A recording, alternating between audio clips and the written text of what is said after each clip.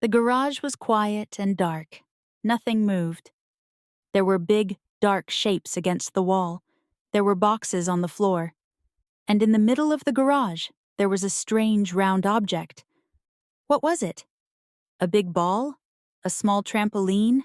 An old shield? Then there were footsteps outside. A family of spiders quickly ran into a hole, knowing something was going to happen. Someone laughed. The metal door opened with a bang, and daylight came in for a moment. Then the door closed again. There was a second of darkness, until someone turned on a light. The bright light showed all the usual things in a garage. A wardrobe with a broken door, boxes of magazines and old school books, 2 tennis rackets with no strings, and a bicycle with only one wheel. There were old posters on the walls of bands like Kiss and the Sex Pistols. But there were also electric guitars, microphones, amplifiers, and loudspeakers. In the middle of the floor, there was a drum set. 3 girls walked into the garage. 2 of them picked up guitars, and the third turned on the amplifiers, and then sat down at the drums. She held the drumsticks in her hands, thinking. They looked at each other. "Are you ready?" the drummer asked. "Oh no, wait a minute," one of the guitarists said. She took a video camera out of her bag and put it on a cardboard box in front of them. She looked through the camera and then turned it on. "Okay," she said, and picked up her bass guitar. The drummer leaned towards her microphone and said, 1, 2, 1, 2. And then there was a loud noise. Cry! An hour and a half later, one of the girls rode her bike quickly up the driveway of her family's big house, jumped off her bike, and ran towards the front door. In her bag, she had her video camera, t-shirt, and jeans. The door opened before she could find her keys. "Grace, you're late again," her mom said. Her mom didn't look happy. "Only a bit," Grace replied. "You're 15 minutes late." "That isn't just a bit," her mom corrected her. She often corrected Grace. "I know, I'm sorry, but..." "But what?" "Your piano teacher is waiting for you in the living room." "Well, if we stop talking, I can go and have my lesson," Grace said. She ran into the house. "Grace!" her mom called out. "What?" "I want to talk to you as soon as your lesson is over." Okay, keep calm," Grace said quietly to herself. "Sorry I'm late," Grace said to her piano teacher. "That's all right," said Stephen. He was tall and good-looking with long brown hair. He tried to look serious, but he wasn't very good at it. Not like her mum. Grace sat down at the piano, looked at the music, and started playing. She could play all the classical composers, Bach, Beethoven, Bartók, Brahms. She found it easy. But this wasn't the music she wanted to play right now. At the end of the lesson, Stephen said, "Well, I don't think you've practiced enough." Grace nodded. It was true. "But," he continued, "I think you're ready for your exam." "Cool," Grace said. Now it was time for Grace to see her mum. Harriet, Grace's mum, worked from home. She was a freelance editor. That meant she worked on dictionaries and grammar books. She was very good at finding mistakes. When she looked at Grace and studied her closely, Grace felt uncomfortable. Her mum could find anything wrong in a book. She could also see anything wrong with Grace. Harriet was like a police detective, and Grace felt like she had done something wrong. "Good news, Mum," Grace said. "Stephen said I can take my piano exam." "That's because you're a very good musician," her mum said. "But I want to talk to you about why you were late." "I was only at school. I was working on my project." "Again?" "We have a lot to do." "And who are you doing it with?" "Zadie and Holly," Grace said. That was true, in a way. Are you sure you aren't seeing a boy? Her mom asked. Of course not. You have to focus on your music, ballet, and exams. This project is taking up too much time. I'm going to have to speak to your teacher. No, don't do that, Grace quickly said. It'll be all right. Really. And Grace gave a nervous smile. Grace was living a double life. It all started 3 months ago. Zadie wanted to make an all-girl band. She chose Holly to be her lead guitarist. Zadie was the drummer, but they needed a bass guitarist and a singer, so they asked some girls from school to try out. Unfortunately, there were 2 problems. The girls couldn't play, and they couldn't sing. Then one lunchtime, Holly said, "What about Grace?" Zadie shook her head. Grace only plays classical music. But she listens to rock and punk. Why don't we ask her? Suggested Holly. So they did. And Grace was amazing. She not only played bass guitar, but she also sang. Hey, Grace, Zadie said. This is crazy. I mean, we've been friends for ages, but I didn't know you could sing like that. I sing all the time when I'm on my bike, Grace said. And when did you learn to play the bass? Holly asked. Well, this is the first time I've ever played it, Grace said.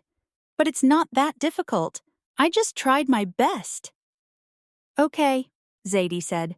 What should we call ourselves? What about the Garage Girls? Holly suggested.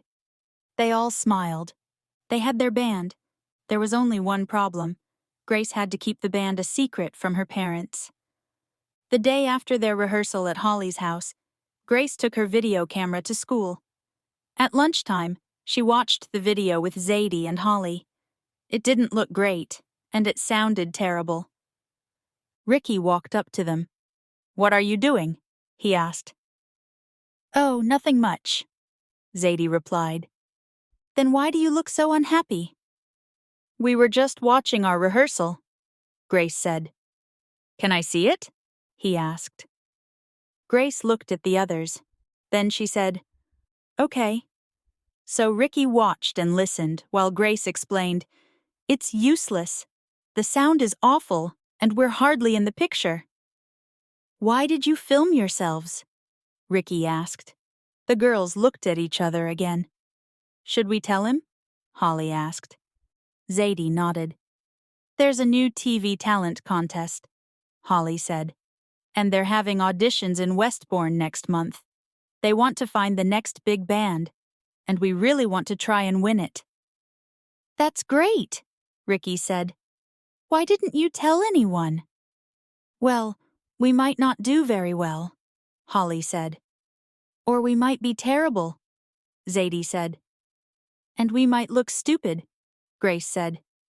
The thing is, you have to send them a tape first, Holly said. And we can't send this. It isn't good enough. Maybe I can help, Ricky said. Really? Holly asked. Ricky was very good with technology. Yeah, I can film and record you. Then let's see what happens. The girls smiled. They still had a chance. So after school on Friday, they all went to Holly's house. They helped Ricky carry his camera, recording equipment, and laptop. He sometimes made his own films in his free time and put them on the internet. They weren't stories or anything like that. They were like strange dreams. And they were really cool. The Garage Girls played 3 songs. Grace's voice was strong, loud, and exciting. Then Ricky quickly edited their performance and copied it onto a DVD. The girls were really impressed. It looked just like a real music video. Okay, let's send this DVD to the TV company, Ricky said. Harriet, Grace's mom, was driving home after a long and tiring day. She just wanted to go home and relax. Harriet was thinking about her evening when she saw Grace. Grace? Why wasn't she at home? Why wasn't she wearing her school uniform? And why wasn't she alone? She was with a boy. Harriet thought she knew him. Wasn't his name Ricky? For the next few weeks, Harriet watched Grace closely. But while the garage girls waited to hear from the TV show, life went back to normal, more or less. Grace practiced the piano and violin, but she wasn't really interested. She went to ballet classes, but kept making mistakes. She did her homework, or it looked like she did. Actually, she spent a lot of time putting David's lyrics to music. She really liked doing that. Meanwhile, Jack spent more time with Zadie. He knew Zadie had a dog, so he always tried to take his dog for a walk at the same time as Zadie, and sometimes, just by chance, they met. One morning, Grace was looking at Zadie's new mobile phone in the school playground. But Grace could tell that Zadie was thinking about something else. Then Zadie said, "Have you noticed Jack recently?" "What do you mean?" Grace asked. "I don't know, but you know how he always hung out with his gang?" "Yeah," Grace said. Jack and his gang always got into trouble at school. "Well, he's spending a lot more time alone now, and I keep seeing him with his dog."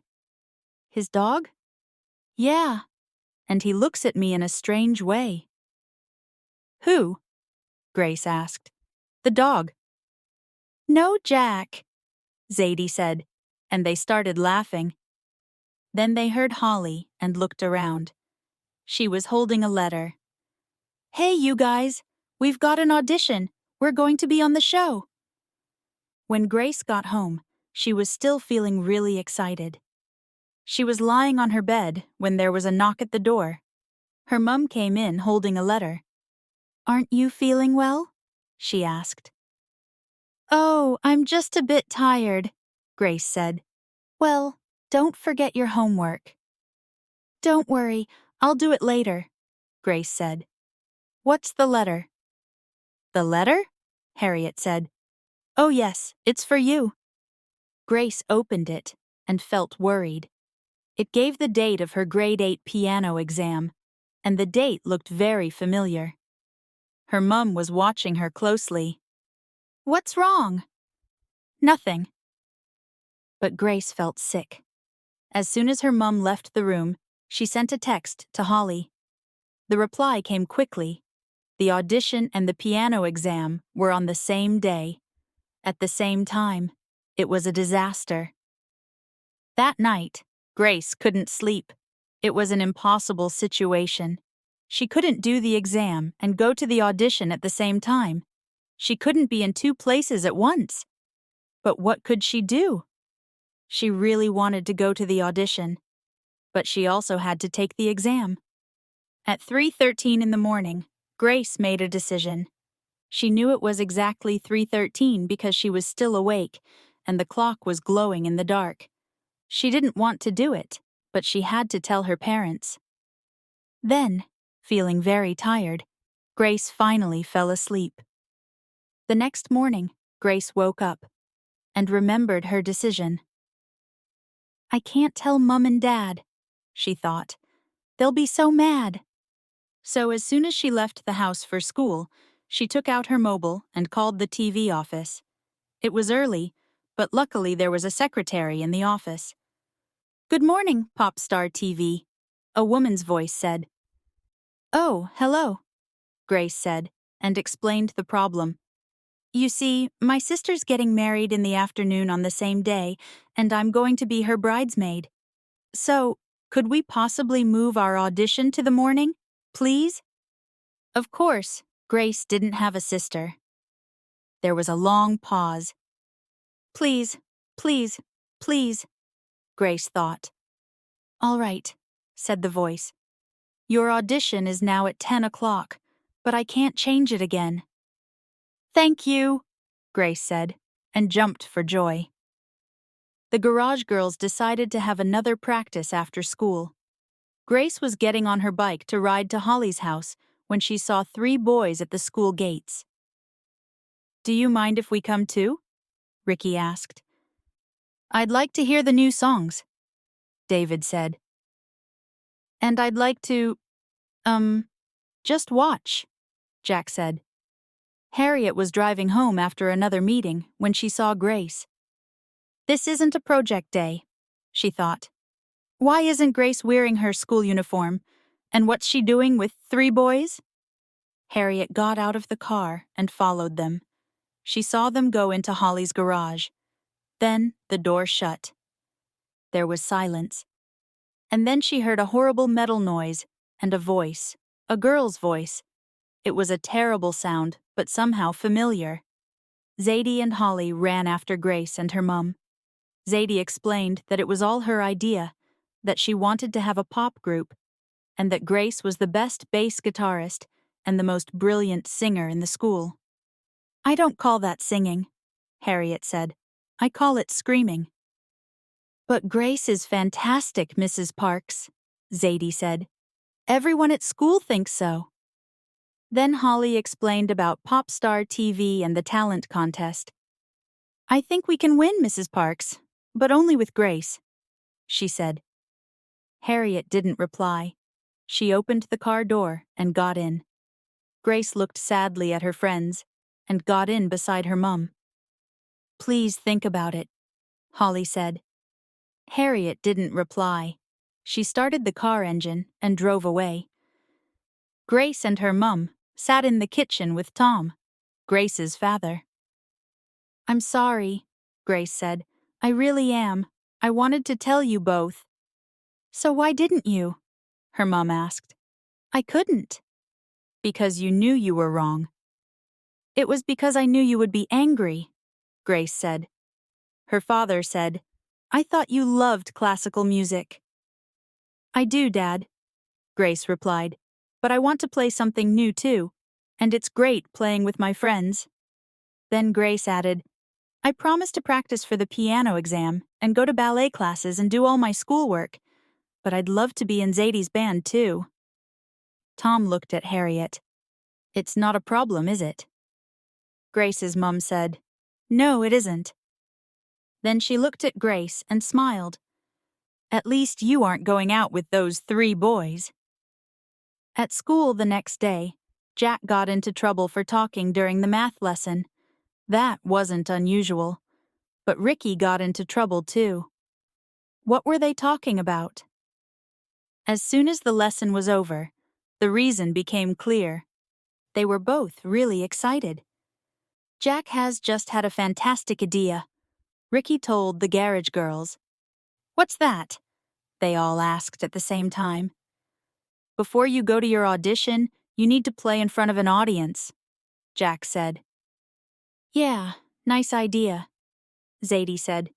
But where? Here at school, Ricky said. Is that possible? Grace asked. Leave it to me, Ricky said. Ricky arranged everything with the headmaster.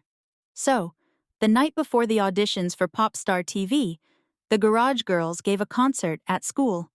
Everyone was really excited. There were posters all around the school. And when the concert was about to start, the school hall was crowded. Nobody was wearing their school uniforms. This was a real concert, and the kids were dressed for it. At 7 o'clock, the main lights went out, and the girls walked on stage. There was a huge cheer from the audience. Holly and Grace plugged in their guitars.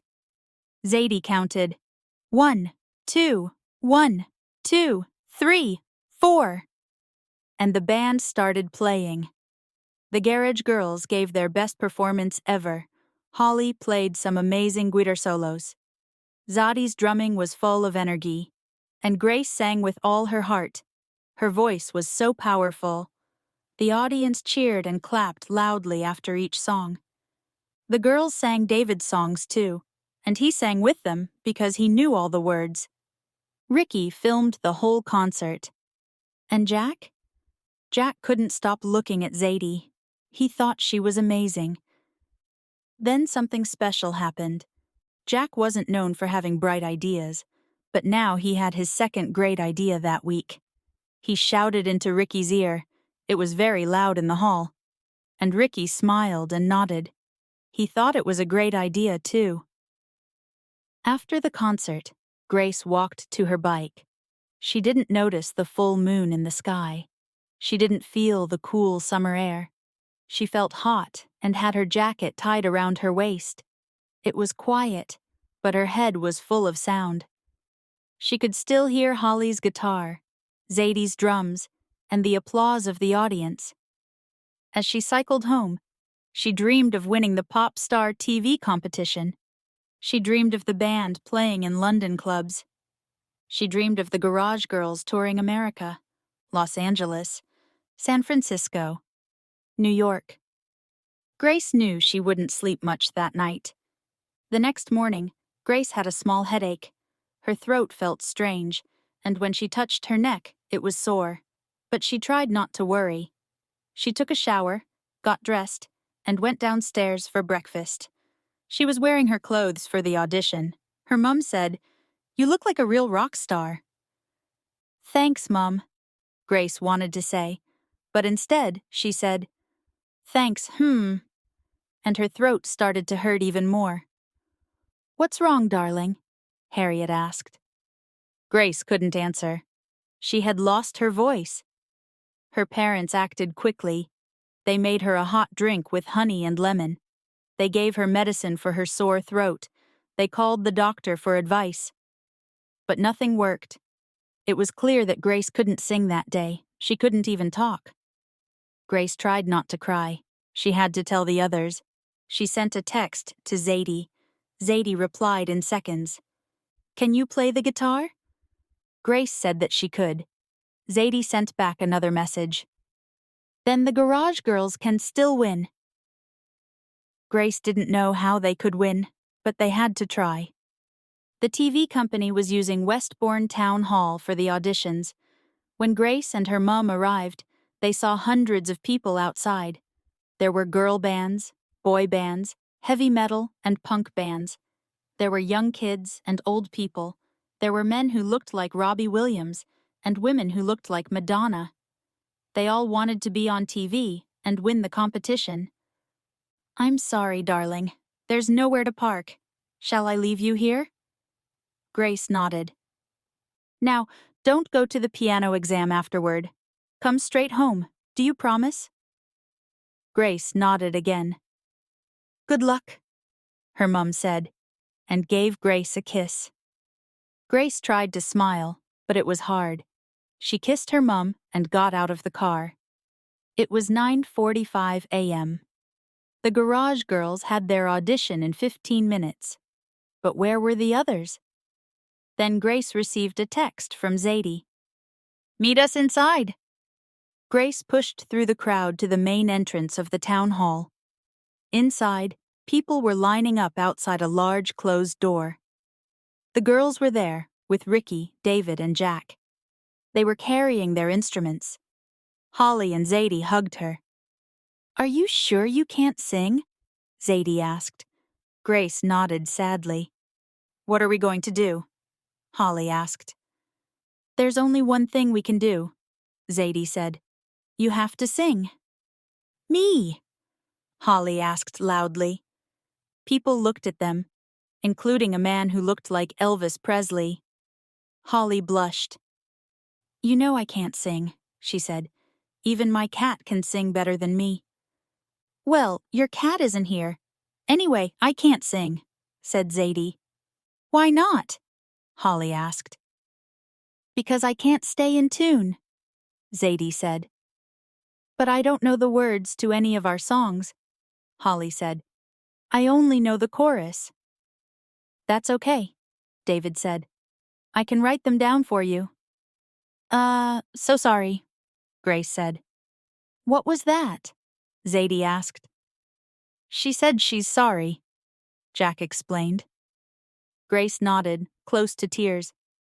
"Hey, don't worry, Grace," Zadie said. "We'll be fine." Then the door opened, and a tall woman came out. She looked at her notebook and said, "The Garage Girls." "That's us," Zadie said. They walked into the room as if they were going into an exam. They were very nervous. 3 judges were sitting behind a long table. There was a man with dark hair who looked bored, a woman with red hair who looked bored, and a bald man with an earring who looked bored. They asked a few questions while the boys set up the instruments. Zadie answered them, but she didn't think the judges were really listening. Then the boys left and closed the door behind them. The garage girls left the room. The boys were waiting outside. Ricky was going to ask, "How did it go?" But he didn't say a word. He could see from their faces that it didn't go well. It wasn't fair. They all felt bad for Grace. She started crying. Zadie said, "Don't cry, Grace. We're still going to be successful." "Zadie's right," said Jack. He was probably the only one who really believed it. Then the tall woman opened the door again and said, "Harold Bloggs." "That's me," said the guy who looked like Elvis Presley.